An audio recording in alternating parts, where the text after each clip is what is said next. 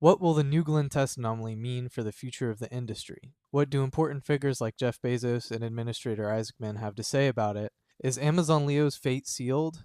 And some good news from the aftermath, and this frontier space deep dive. On the night of May 28th at Launch Complex 36 in Cape Canaveral, Blue Origin was conducting a static fire of one of their New Glenn rockets, designated NG-4. A static fire is when a rocket is placed on a launch pad but held in place with its engines firing to test various things such as how the pad holds up or if the vehicle can handle the stress from the engines. During this static fire test, an anomaly occurred, and I'll just let it speak for itself.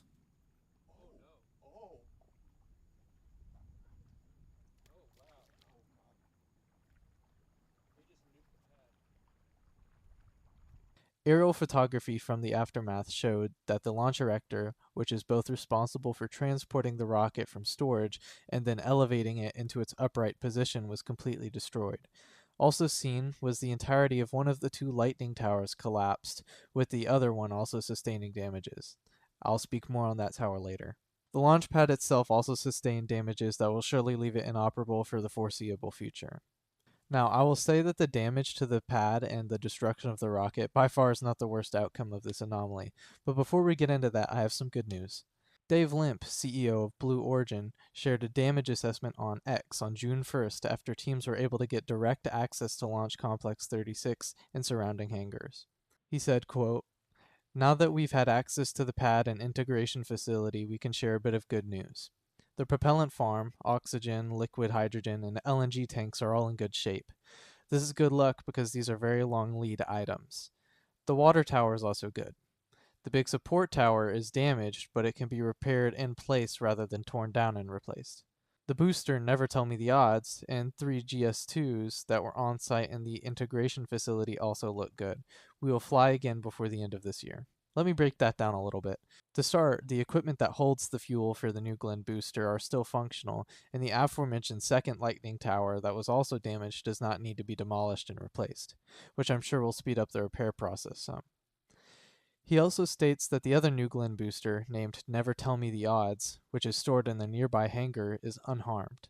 Finally, he ends by saying that Blue Origin expects to fly New Glenn before the end of the year. After viewing the damages, personally I have to say that this before the end of the year timeline is quite optimistic, but we'll just have to wait and see. Dave Limp also put out a statement regarding the destroyed transporter erector. We'd already been working for some time on eliminating our transporter erector in favor of an alternative vertical rocket assembly capability. And we'll now go directly to that, so we don't need a new transporter erector. To summarize that, basically instead of storing the rocket horizontally, they will assemble it and store it vertically and roll it out onto pads similar to what NASA does for SLS.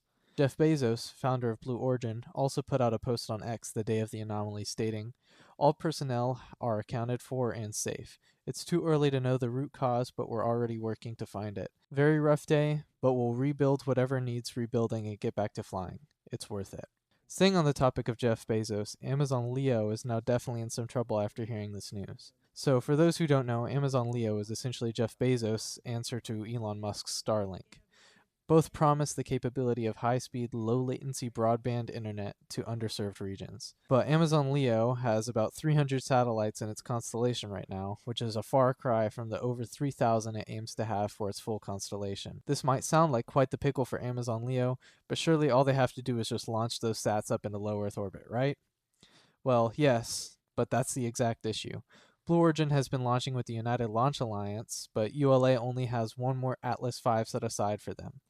Well, why doesn't Amazon Leo use its partner company Blue Origin? Well, that was the plan, but with the damage at Launch Complex 36, they're in trouble. But don't worry, it gets worse. The FCC originally granted Amazon its Spectrum license in July 2020.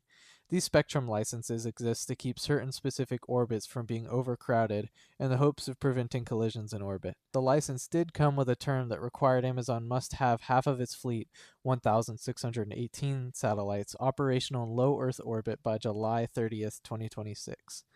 This is to ensure that these orbital slots don't go unused. If Amazon misses this milestone, the FCC has the authority to restrict Amazon's frequencies, constellation size, and possibly revoke their Spectrum license entirely.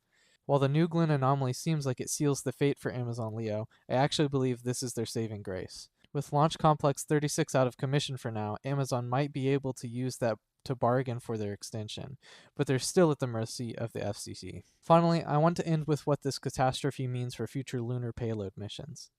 It's important to note that the New Glenn rocket that exploded was not just a developmental test rocket like Starship has been for SpaceX. This specific rocket was scheduled to lift a batch of Amazon LEO satellites, and critically, it was meant to deliver Blue Origin's lander, Blue Moon Mark 1, to the lunar surface before the end of the year. Blue Moon Mark 1 is an unmanned lander meant to bring instruments that will aid in future human landings and, most importantly, be a stepping stone to bring large amounts of payload to aid in construction of a moon base. In my last video, I showed 2 clips from Astrobotic and Lunar Outpost. Seen can be demonstration animations of Blue Moon Mark 1 deploying landers for the respective companies. Just 2 days before the explosion, NASA awarded Blue Origin $188 million for a lunar terrain vehicle transport contract. Blue Origin insists that they will launch New Glenn before the end of the year, but many analysts see this timeline as overly optimistic. This could push payload contracts like this into 2027, but NASA Administrator Jared Isaacman ensured that missions for core moon-based infrastructure planned for a 2028 timeline are still structurally safe. While it seems almost silly that 2 days before the test anomaly, Blue Origin got this contract from NASA, but it's almost unbelievable that just 2 hours before the explosion, the U.S. Space Force awarded Blue Origin a National Security Space Launch Task Order to launch a spy satellite. While the Space Force explicitly stated they remain fully committed partners after the blast, the accident will limit New Glenn's ability to rack up a clean flight history for 2026, which will make it harder for Blue to get future contracts down the line. Personally, I think launching before the end of the year is pretty optimistic, but the industry moves at lightning speed nowadays, and I'm always open to be pleasantly surprised. That concludes this deep dive episode on Frontier Space, and always thank you for watching.